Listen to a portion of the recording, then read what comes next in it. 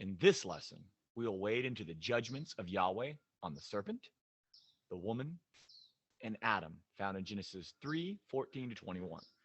So, as we begin, it should be noted that in the judgment of Yahweh, the serpent is cursed directly. However, man and woman are not directly cursed. Rather, the curse comes to Adam not directly from God, but through the earth. And this is a key distinction we'll see and we will see addressed. But first, let's begin in verse 14 with the curse of the serpent. The curse of the serpent is that he will be separated or cut off from the other animals. The Hebrew word for curse used here actually means to banish, to cut off, to separate. So in verse 17, we see the serpent is cut off or banned from the other animals. Now, it should be noted that the serpent is marked unclean or unkosher. In this passage, it says he will be cut off and eat dust. Ooh. You see, eating dust is a picture of humiliation. It pops up again and again through Scripture. But very much so when looking at enemies of the seed. For example, in Psalm 72:9, the enemies of the Messianic king lick dust. This associates the enemies of Christ, well, with the serpent, with Satan. This association with licking or eating dust also symbolizes them being under the heel of the Messiah, which is also why in the New Testament you can see him knocking the dust off their feet, because this connects their heel, which we'll get to in a moment.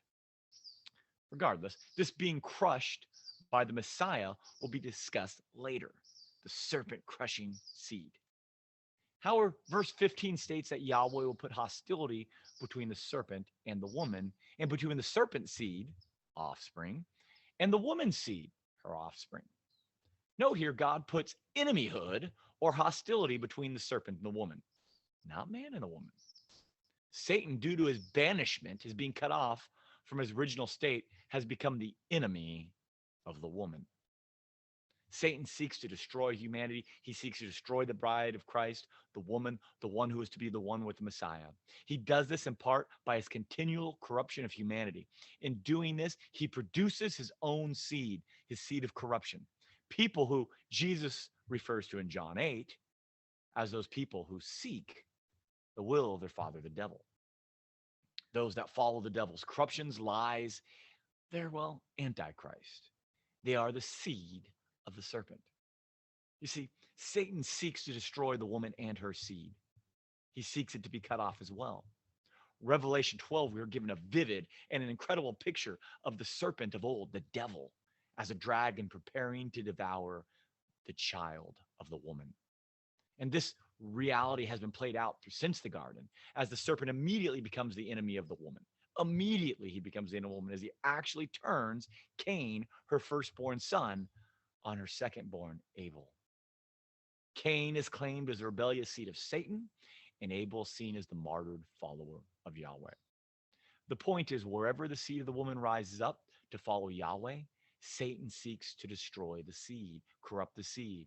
You see, the seed of the woman, as we will see, is the hope of all humanity. So Satan must fight against it. Satan's goal is the destruction of the woman and her seed. The battle seen played out through all the Talmud, through all of Scripture, from the conflict of Cain and Abel, from the planned corruption of the seed in Genesis 6, to the intended genocide of the seed by the Pharaoh in Egypt. The Pharaoh, the king with a serpent on his head. Yeah, the one who tried to annihilate the seed of the woman, who is a very relevant picture to the original audience of Genesis 1, because he was spitting out lies too. You see, the seed line is under attack. Again and again, we see it in the book of Esther, where Esther's, as a woman, steps up to save her seed from a certain like deceiver and Haman. In Ezra, we see Satan trying to again corrupt the seed through intermarriage following pagan gods. Then in the New Testament, we see Herod try to wipe out the seed of the Gospels like, well, Pharaoh did. Seeing some connection here. The point is, the war has been on since the fall. In the war comes the climax in the cross. At the cross, where the people, John the Baptist calls the sons of the brood of vipers, strike out to kill the seed of the woman, the perfect seed of the woman, Jesus Christ. In Genesis 3:16, we also see the judgment of, well, the woman, As noted, neither the woman nor Adam are directly cursed. They both sinned, they both had fallen, but they did not carry this initial curse. The idea is they will receive the curse when they identify with the serpent. Being cursed or banished is when one is united with the serpent. Union with the serpent, as we're going to see, equals exile, banishment, death. The curse is thereby eschatological. This means it's played out through all of history, like we saw, and comes to its final climax in the consummation of all things.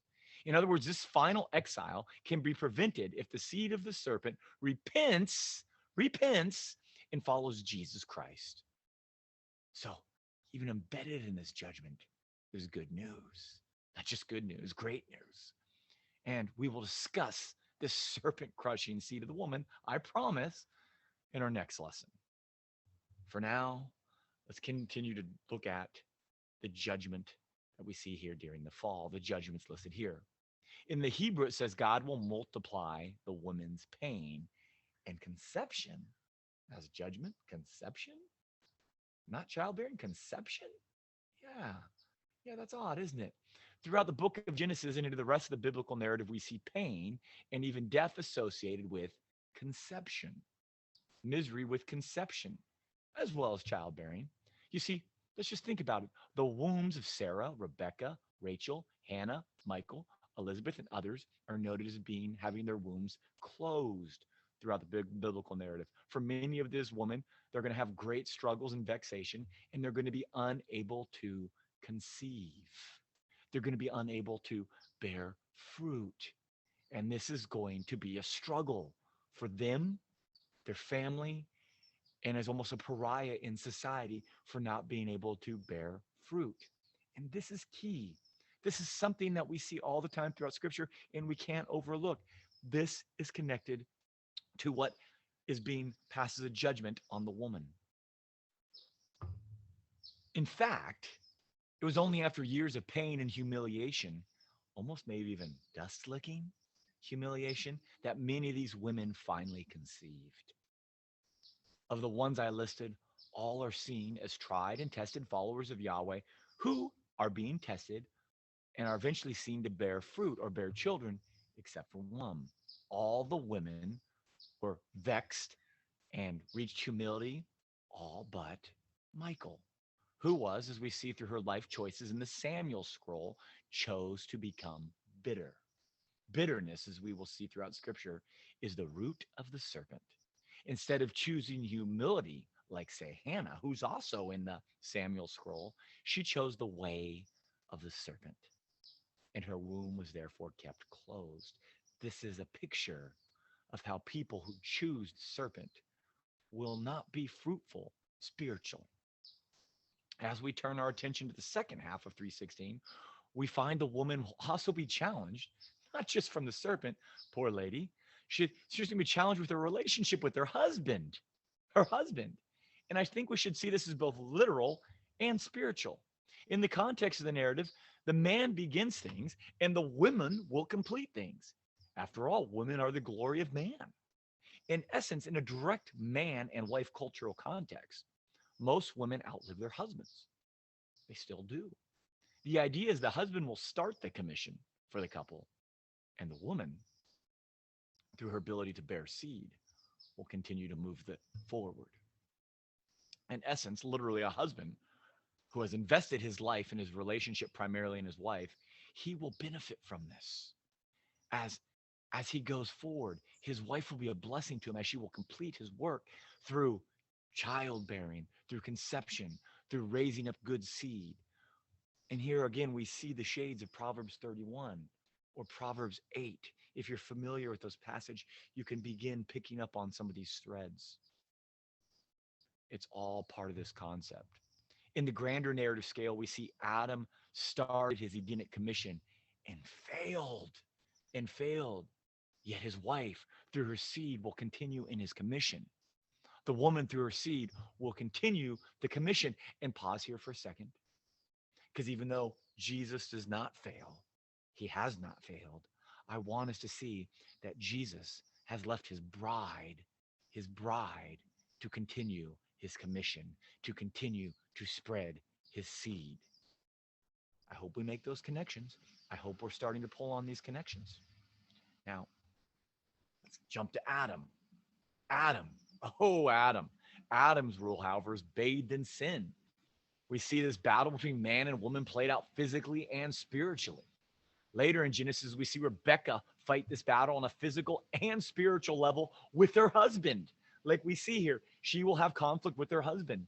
We don't have time to unpack here all that's in here, but understand that this phrase, this exact same phrase, is elaborated on more in the narrative of Genesis 24, where Rebecca must fight against her own husband, Isaac, her ruler, whose desire is to choose, however, the wrong fruit as their firstborn heir. Isaac wants to choose the seed of the serpent, not the seed promised and prophesied by God. But again, that's another story. In short, however, we see Rebecca physically fights against her husband Isaac's wrong wishes, and she does it in order to protect the seed in the narrative.